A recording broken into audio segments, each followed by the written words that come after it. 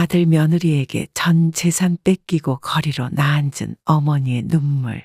나도 이제 슬슬 다시 내 집 만들어 분가해 살고 싶으니 차 바꿀 여유 있으면 그런 생각하지 말고 내 돈부터 갚아라.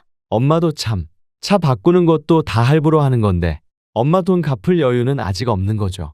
형편되는 대로 조금씩이라도 갚겠다더니 이러는 걸 보면 갚을 여유가 문제가 아니라 마음이 없는 거 아니냐? 엄마, 아무리 그래봐야 어차피 갈 데도 없고 저희 집에 얹혀 살고 있는 거잖아요. 좀 기다리세요. 당장 급한 돈은 그렇게 무서워하더니 내게 갚아야 할 돈 무서운 건 모르겠더냐? 이제 내가 그 돈 무서운 것도 알게 해줄 테다. 고향 것들. 신혼집 해줄 때 고맙다고 그렇게 살살거리고 이제 돈 나올 구석 없는 애미다 싶으니 도리는 고사하고 갈 곳 없는 늙은이 취급을 해. 나는 니들한테 그 돈 꼭 받아야겠다. 은행 빚을 내든 뭘 어떻게 해서라도 당장 갚아라. 아니면 바로 법적 조치 들어갈 거니까 그렇게 알아. 60대 중반 강숙희 씨는 30대의 남편을 잃고 혼자 아들 키우며 살았습니다. 남편이 유산이라고 남길 재산이 있는 사람은 아니었어도 일찍이 집은 하나 만들어주고 간 덕분에 숙희 씨는 그래도 어린 아들 데리고 거리로 나앉을 걱정은 하지 않아도 됐다는 게 얼마나 감사했는지 모릅니다. 아들이 어렸으니 아들 돌볼 수 있게 집 가까운 식당에 시간 날 때마다 가서 일해 버는 돈으로 두 식구 삿입에 거미줄은 치지 않고 살았으며 아들이 조금 더 큰 다음에는 아침에 출근했다 저녁에 퇴근하는 일자리를 구해 제대로 된 월급을 받으며 아들 공부도 시켰습니다. 대출을 좀 받기는 했지만 그 돈이야 숙희 씨가 계속 일을 하고 있었으니 나눠 갚으면 된다고 생각하고 아들 대학 등록금도 척내줬습니다. 그러면서 스스로 얼마나 대견하고 뿌듯했는지 모릅니다. 숙희 씨에게 어린 아들 남겨놓고 먼저 간 남편에게 큰 소리로 자랑하고 싶었습니다. 당신 없이도 내가 이렇게 우리 아들 잘 키워놨다고 말입니다. 그러니 나중에 만나면 꼭 이 빚 갚으라고 말해주고 싶었습니다. 남편도 함께 이 뿌듯한 행복을 같이 누렸다면 얼마나 좋았을까. 숙희 씨는 아들에게 좋은 일이 있을 때마다 남편 생각을 하게 되는 것 같습니다. 아들이 자랄수록 남편 모습을 쏙 빼닮아 가는 것도 그렇지만 숙희 씨는 그렇게 혼자여도 혼자가 아닌 듯 아들을 키웠던 겁니다. 언제나 먼저 간 남편이 지켜주고 있다고 생각하면서 말입니다. 그렇게 키운 아들이 대학 졸업하고 번듯한 직장을 구하더니 결혼하겠다고 며느리감도 데려왔습니다. 며느리감도 똑 부러지게 야무진 인상의 아이를 데려와 얼마나 좋았는지 모릅니다. 처음 인사 오는 날 포장이 예쁜 참기름과 들기름을 사왔던데 그걸 숙희 씨에게 주면서 그러는 겁니다. 어머니, 저는 참기름, 들기름 같은 게 은근히 비싸게 느껴지는 것 같더라고요. 어떨 때는 너무 비싸서 손 떨며 산다는 말을 실감하기도 했어요. 제가 받았을 때 기분도 좋고 두고두고 잘 쓸 것 같은 걸 생각하다 보니 이게 생각나서 골라온 거예요. 세상에 그렇지. 나도 참기름 떨어져 가는 걸 보면 어이구 저 비싼 것도 살 때가 됐구나 싶고 그런단다. 고맙다. 두고두고 잘 쓸게. 참기름 들기름 비싼 것도 아는 것을 보니 장 보는 것도 해보고 음식도 만들어 봤구나 싶어서 숙희 씨는 며느리가 얼마나 기특했는지 모릅니다. 며느리가 지방 출신이라 대학 때부터 자취를 했다곤 하나 요즘 애들이 자취한다고 어디 밥을 해먹나 말입니다. 내내 굶다가 나가서 사 먹고 그런다는 걸 숙희 씨도 알고 있습니다. 그러니 그렇게 야무지게 부엌 살림도 살아보고 제 밥도 해 먹어본 것 같은 며느리가 숙희 씨 마음에 꼭 들었던 겁니다. 요즘 애들 같지 않다는 게 숙희 씨는 그렇게 좋았습니다. 전에도 아들이 한 번씩 여자친구가 싸준 도시락이라며 몇 번 사진을 보여준 적도 있었는데 정갈하니 보기에도 좋았던 겁니다. 그렇게 음식 하는데 마음을 쓰는 아이면 제대로 된 아이일 것이라 생각했습니다. 참하고 조신한 데다 아들 굶길 것 같지 않고 야무지기까지 했으니 숙희 씨 마음에 부족한 구석이 없는 아이였습니다. 아들이 그렇게 마음에 드는 아이와 결혼을 한다니 수키 씨는 신혼집 전세금이라도 보태주고 싶다는 생각이 들었습니다. 지금 내가 살고 있는 집이 값이 많이 올랐어. 세상에 안 오르는 것 없이 다 올랐다지만 알아보니 내가 생각했던 것보다 꽤 올랐더라고. 그래서 이 집 팔고 너희들 신혼집 전세금 하라고 줄 작정이다. 네, 정말이세요? 아니, 그럼 엄마는요? 이 집 팔면 엄마는 어떻게 하시려고 그러세요? 왜, 니들 신혼집에 얹혀 살게 해달랄까봐 겁나냐? 그건 나도 싫다 이놈아. 이 집 팔아서 너희들 전세금 하라고 주고 남은 거랑 그동안 내가 조금 모아둔 거랑 합해서 나는 경기도 외곽에 작은 집 구해 들어갈 생각이야. 그래도 집 주려가는 거 아니라던데 괜찮으시겠어요? 너도 결혼해서 나가고 나면 나 혼자 남는 건데 좀 줄여서 가도 되지 뭘 그래. 어차피 이 집에 있어도 내가 쓰는 공간은 딱 정해져 있잖아. 괜찮아. 상관없어. 엄마, 정말 고마워요. 전세금을 다 해주실 거라고는 기대 안 했는데 덕분에 저희들 대출 없이 시작할 수 있겠어요. 이 집이 어떤 집인지 알지? 이 집은 너희 아버지가 돌아가시면서 남겨주신 집이야. 이 집이 없었더라면 나는 너 이렇게 못 키웠을 거야. 아버지가 남겨주신 이 집 덕분에 너를 이만큼이나 키울 수 있었고, 이제 또 이렇게 장가 보내며 신혼집도 장만해 줄 수 있으니 너희 아버지가 참 알차게 남겨주셨구나. 감사하며 잘 살아. 알겠니? 알아요, 엄마. 아버지 생각하면서 늘 감사하게 생각할게요. 감사합니다. 어머니, 정말 감사합니다. 생각도 안 하고 있었는데 너무 좋아요. 감사합니다. 저희 잘 살게요. 수키 씨는 집을 조금 줄여가는 것도 상관없었고 조금 외곽으로 나가 사는 것도 괜찮았습니다. 그렇게라도 해서 아들 신혼집에 돈을 보태줄 수 있다는 게 너무 좋았고 또 아들 며느리가 고맙다는 인사를 그렇게 여러 번 하니 그 또한 기분 좋고 뿌듯했던 겁니다. 남편이 남겨준 집 한 채가 이렇게 큰일을 한다 싶은 생각에 수키 씨는 또 남편 생각이 났습니다. 수키 씨에게 남편이 남겨준 집은 남편 그 자체였던 겁니다. 남편이 그 집과 함께 늘 같이 있는 것 같았던 겁니다. 아들놈 신혼집 해주며 수키 씨는 다 괜찮다고 했지만 남편의 흔적이 구석구석 남아있는 그 집을 떠나야 하는 것이 아쉽지 않다면 거짓말일 것입니다. 그렇게 수키 씨는 아들 몰래 곧 떠나야 할 그 집의 아쉬움을 늘어뜨리기는 했던 겁니다. 그렇다고는 해도 아들 결혼시켜 분가시키며 신혼집을 수키 씨가 마련해 준 것이 뿌듯했던 건 사실입니다. 이제 아쉬움은 있고 그 뿌듯함을 갖고 수키 씨도 이사를 해 새로운 곳에 적응하며 살아야 했습니다. 수키 씨는 이사를 하며 하던 일을 그만뒀습니다. 아들 등록금 넣는다고 받았던 대출금도 다 갚았고 그동안 열심히 부었던 국민연금을 1, 2년 당겨 조기 수령할 작정으로 그만둔 거였습니다. 집 있겠다 연금 받는 걸로 수키 씨 혼자 먹고 사는 건 문제없다 싶었으니 이제 일 그만하고 편하게 살자 했던 겁니다. 그런데 막상 일을 그만두고 나니 밥 챙겨 먹일 아들도 없고 낯선 동네에서 심심하기도 하던 차에 지나가다가 5평짜리 작은 가게 자리를 권리금도 없이 보증금, 월세도 아주 싸게 내놓는다고 붙여놓은 걸 봤습니다.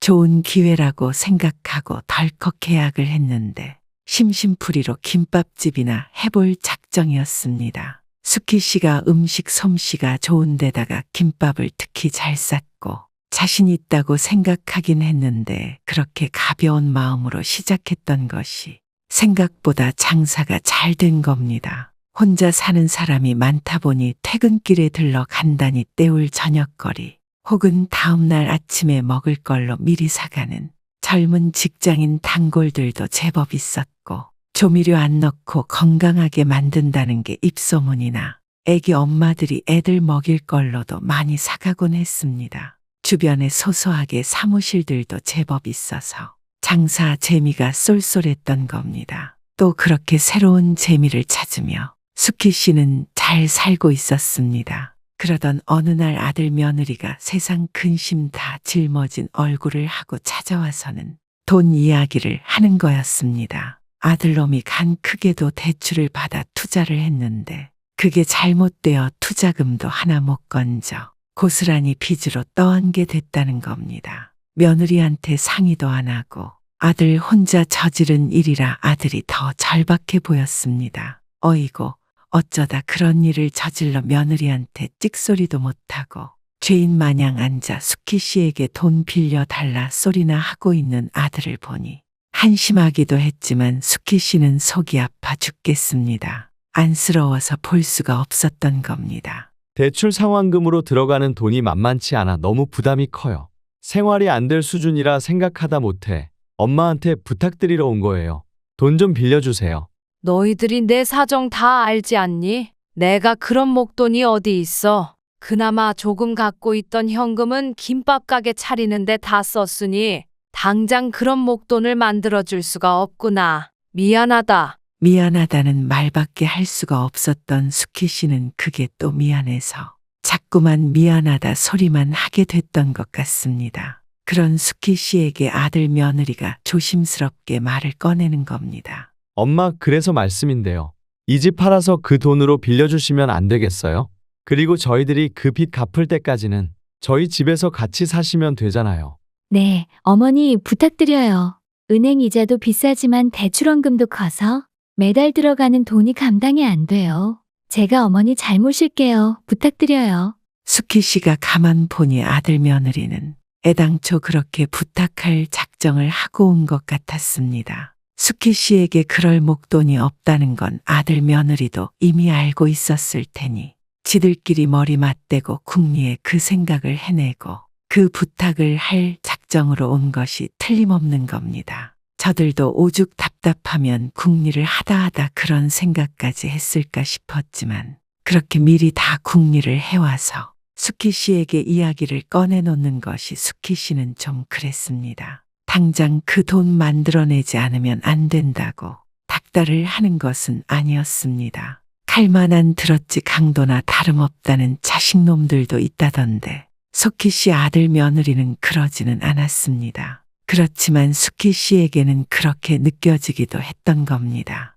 당장 돈이 없는 것을 알면서도 돈을 빌려달라고 하질 않나. 수키 씨는 한 번도 생각해 본 적도 없었던 사는 집을 팔아 빚을 갚게 해달라는 그런 말도 안 되는 부탁을 하는 것이 어쩐지 영 찜찜했던 겁니다. 지들 살 궁리하자고 수키 씨 사는 집을 내놓으라는 게 강도가 아니면 뭐겠습니까? 그 태도가 뻔뻔하지 않다고 해서 괘씸하지 않은 건 아니었습니다. 그러니 수키 씨는 아무래도 그렇게까지 해서 지들 잘못으로 생긴 빚 갚을 돈을 만들어주는 것은 아닌 것 같다고 생각했던 겁니다.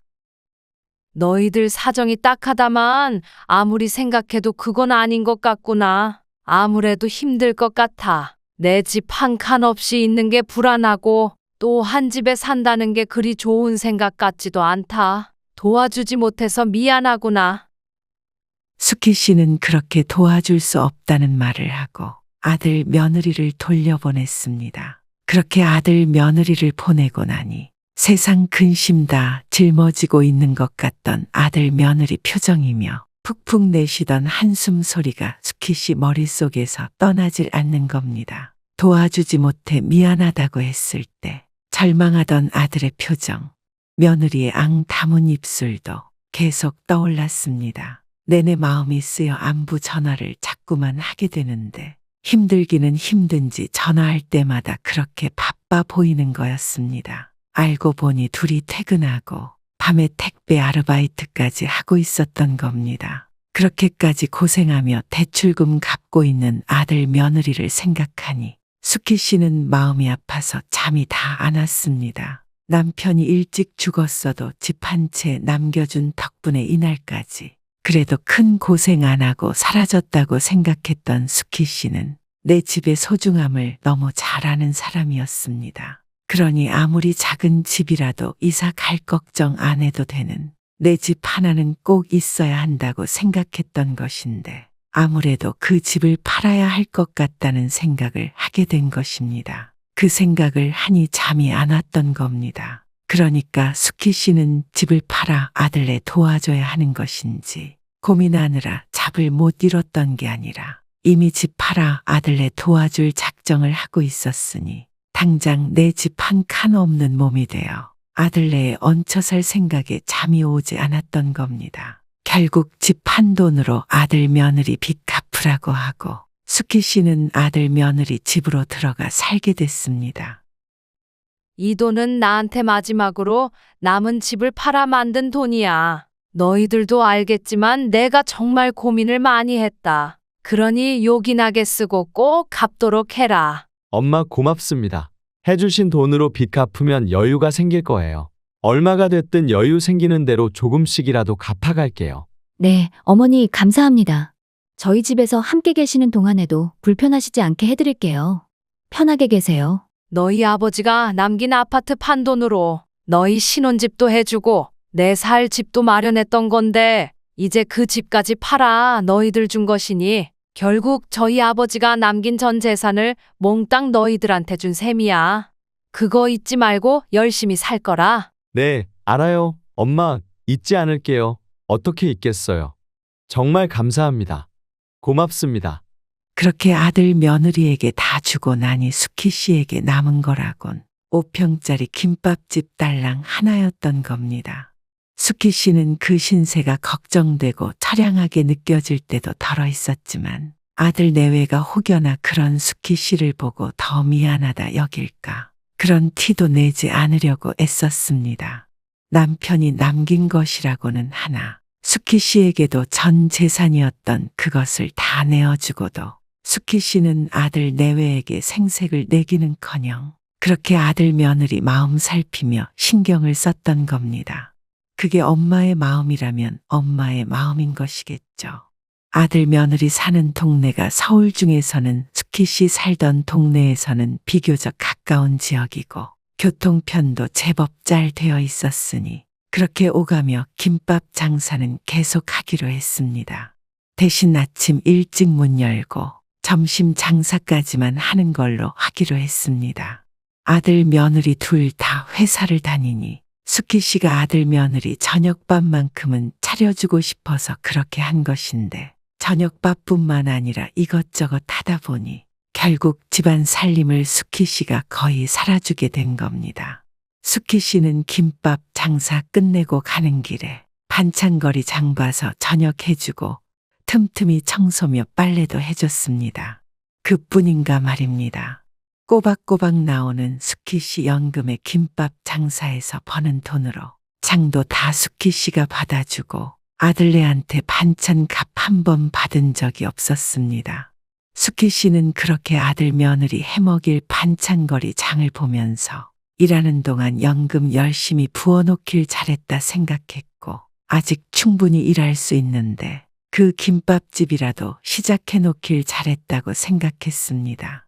그 돈으로 아들 며느리에게 반찬값 달라 소리하지 않고 먹이고 싶은 것들 먹일 수 있으니 그 또한 수키 씨에게는 뿌듯함이었던 겁니다.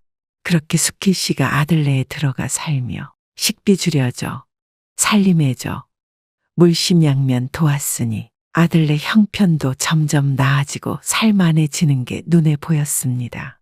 아들 며느리 표정부터 달라진 겁니다. 한결 여유 있어 보이고 전보다 자주 웃는 것 같기도 합니다. 그런 모습을 보니 수키 씨는 보람 있다 생각했습니다. 그런데 그렇게 살림 나아지고 살만해졌으면 수키 씨 돈을 갚아야 할 텐데 그러겠다던 아들네는 몇 년째 한 푼도 갚지를 않고 있었습니다. 형편되는 대로 조금씩이라도 갚아나가겠다던 약속과는 달리 충분히 살만해 보이는데 한 번을 얼마라도 갚는 꼴을 못 본 겁니다. 게다가 수키 씨 돈은 안 갚으면서 비싼 외식하고 철철이 옷 사입고 지들 할 거 다 하는 것도 수키 씨 눈에는 영 거슬렸는데 이제는 아들놈이 차까지 바꾼다고 나서는 거였습니다. 이건 아니다 싶은 마음에 수키 씨가 아들과 며느리에게 말했죠. 나도 이제 슬슬 다시 내 집 만들어 분가해 살고 싶으니 차 바꿀 여유 있으면 그런 생각하지 말고 내 돈부터 갚아라. 엄마도 참 차 바꾸는 것도 다 할부로 하는 건데 엄마 돈 갚을 여유는 아직 없는 거죠. 조금만 더 같이 사신다고 생각해 주세요. 니들 할 거 다 하고 살 거 다 사고 내 보기에 꼭 사야 하는 것도 아닌 것들 다 하더라. 그건 사치지. 내가 같이 살면서 니들 식비까지 다 내주는데 니들은 사치 부리면 니들 볼일 다 보면서 내 돈은 한 푼도 안 갚고 있다는 게 말이 되냐? 엄마, 저희가 무슨 사치를 했다고 그러세요? 엄마가 장도 봐주시고 감사한 건 알지만 그런 식으로 말씀하시면 저희도 서운하죠. 사치라뇨. 작년 겨울에 코트 사고 올 겨울에 또 겨울 외투를 사는 게 그럼 사치가 아니냐? 겨울에 입을 옷이 없어서 사는 것도 아닌데 그게 사치가 아니고 뭐란 말이야? 엄마, 요즘 누가 겨울을 외투 한 벌로 나요? 회사 생활하면서 최소한의 품위 유지는 하고 살아야죠. 내가 니들 빚 안 갚아줬으면 그 최소한의 품위유지 타령을 꿈이라도 꿨겠니? 내 집 판 돈으로 빚 갚아서 살만해졌으니 그런 생각도 하는 거 아니냔 말이다. 내가 내 돈 당장 갚으라고 니들 닥달하고 압박했으면 그런 것도 못 샀을 거 아니냐고. 내가 아무 말 안 하고 있다고 그렇게 사고 싶은 거 다 사면서 내 돈은 안 갚는 게 말이 되니? 그 코트 하나 샀던 게 그렇게 거슬리셨어요? 알았어요. 안 그럴 테니까 그만 좀 하세요. 그 코트도 카드 할부 엄청 해서 산 거고 지금도 계속 다달이 갚고 있다고요. 저희도 없는 돈 쪼개고 쪼개서 쓰는 거예요. 형편되는 대로 조금씩이라도 갚겠다더니 이러는 걸 보면 갚을 여유가 문제가 아니라 마음이 없는 거 아니냐? 쪼개고 쪼개서 내 돈 갚을 생각을 해야지. 카드 할부가 됐건 뭐가 됐거나 간에 니들 볼 일을 우선으로 하는 게 문제란 말이다. 엄마 정말 너무하신 거 아니에요? 엄마 보시기엔 저희가 뭐 그렇게 떵떵거리고 사는 것 같으세요? 저희 아직 진짜 힘들어요. 형편이 되면 엄마 돈 갚았겠죠. 내가 그놈의 겨울 외투 하나만 갖고 이러는 것도 아니다. 꼭 필요해 보이지도 않는 소비를 해대는 걸 한두 번 본 줄 알아? 지금 또 이 와중에 차를 바꾸겠다고? 할부 아니라 더한 거라도 어쨌거나 공짜가 아니건데 내 돈 갚을 생각은 안 하고 내 볼 일로 돈 쓸 생각만 하는 게 맞지. 뭐가 아니란 말이야. 내 말이 틀렸냐? 정말 돈이 없다는데 엄만 정말 왜 아들 말을 안 믿고 그러세요? 뭘 어떻게 해야 믿으실 거예요? 예. 그렇게 계속해서 수키 씨는 수키 씨 돈을 갚지 않고 아들 내외가 지들 볼 일만 보며 꼭 필요하지도 않은 소비를 일삼는 걸 지적하고 아들 며느리는 계속 돈 없다 소리만 하면 소득 없는 언쟁이 길어지고 있었는데 수키 씨 아들놈이 결국 성질까지 내며 해서는 안 될 소리를 하고 만 겁니다. 엄마 아무리 그래봐야 어차피 갈 데도 없고 저희 집에 얹혀 살고 있는 거잖아요. 식비, 그래 뭐 장 보는 거 엄마가 하시는 거 알지만 어쨌거나 저희가 버는 돈으로 생활비 하는 건데 그게 얹혀 사는 거 아니에요? 때 되면 갚을 테니 재촉하지 말고 기다리세요. 아들놈이 그렇게 적반하장으로 나오니 수키 씨는 기가 막혔습니다. 애초에 수키 씨가 왜 아들 며느리 집에 얹혀 살게 됐는데 이제 와서 아들놈이 기어이 그 소리를 하고 만 겁니다. 이래서 수키 씨가 내 몸 누일 내 집 한 칸을 그렇게 포기하기 어려웠던 것인데 그거 포기할 생각에 잠이 다 안 와 밤을 꼬박 새며 힘든 결정을 해 집 팔고 빚 갚을 돈을 해줬던 것인데 아들놈이 이렇게 나오니 수키 씨는 그 아들놈을 어떻게 해야 이분이 사겨질지 모르겠다고 생각했죠. 돈 빌리러 왔을 때는 곧 죽을 사람처럼 절박하고 간절하게 빌더니 지들 원하는 대로 해주고 이렇게 살고 있으니 저녁밥 해주고 살림 살아주는 것도 고마운 줄 모르는 겁니다. 그 덕분에 생긴 경제적 여유 누리며 사는데 익숙해져서는 돈 갚는 건 뒷전이고 지들 욕심만 채우고 있는 아들 며느리가 괘씸해서 죽을 지경입니다. 정작 돈 빌려주고 받아야 하는 수키 씨가 돈 갚아달라고 빌어야 하고 돈 갚아야 하는 아들 며느리는 돈 없다고 배짱 부리며 뻔뻔하게 나오는 상황인 겁니다. 아무리 화장실 들어가고 나올 때 달라진다고 하고 물에 빠진 놈 구해주니 보따리 내놓으라고 한다지만 내 아들이 어떻게 나한테 이럴 수 있나 싶은 생각에 수키 씨는 배신감에 숨이 안 쉬어지는 것 같았습니다. 내가 저를 어떻게 키웠는데 그 소리가 목구멍까지 올라왔습니다. 그 소리만큼은 절대 안 해야지 하며 꾹꾹 눌러 담고 대신 몇 년 전 아들 내외에서 돈 빌려줄 때 썼던 차용증을 꺼내와 내놓으며 말했습니다. 니들이 잊고 있는 것 같아서 내가 일부러 찾아서 꺼내왔다. 와서 이거 똑바로 보거라. 그때 집 팔아 돈 해주며 증여세 내는 것도 아깝고 실제 증여가 아니라 빌려주는 것이었으니 수키 씨가 차용증을 쓰자고 했었던 겁니다. 그땐 아들 며느리가 절박했으니 뭐든지 다 수키 씨가 하자는 대로 다 하겠다고 했었을 상황이었으니 차용증 쓰고 공증까지 다 받아뒀던 거였는데 아들 내외는 그 차용증에 대해서는 다 잊고 사는 것 같아 수키 씨가 아들 내외 앞에 다시 꺼내 놓은 거였습니다. 나는 이걸 한시도 잊은 적이 없는데 니들은 까맣게 잊고 사는 것 같구나. 그렇게 새카맣게 잊었다고 하더라도 니들도 눈이 있으니 이제 다시 보면 기억이 나겠지. 보다시피 그 차용증에 써놓은 상환 기한은 지난 지 오래다. 이래도 나더러 너무하다고 할 테냐. 니들 집에 얹혀 사는 집도 절도 없는 늙은이 취급할 셈이야. 엄마, 그건 날짜 그건 그냥 임의로 정해놓은 거죠. 그 날짜를 꼭 지키겠다고 했던 건 아니잖아요. 이 날짜 정하면서 내가 나한테 뭐라고 했니?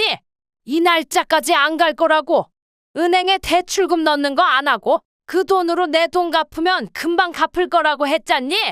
그러면서 날짜는 그냥 넉넉하게 잡는 거라고 했었다. 수키 씨는 그날을 지금도 생생하게 기억하고 있었습니다. 그날 아들은 분명히 절대 이 날짜까지 기다리게 하지 않겠노라고 수키 씨에게 장담을 했었습니다. 돈 빌려갈 때는 그렇게 당장이라도 다 갚을 것처럼 여유가 조금이라도 생기면 그 족족 수키 씨 돈을 갚을 것처럼 했던 아들이 지금껏 단 한 번도 단 한 푼도 수키 씨에게 빚 갚는 거라며 내놓은 적 없었고 빚 갚을 돈이 여의치 않다는 말조차 한마디 한 적이 없었습니다. 수키 씨가 아들에게 돈을 빌려준 그 순간 아들은 이미 그 돈을 빌린 돈이 아니라고 생각하고 있었던 건지도 모르겠습니다.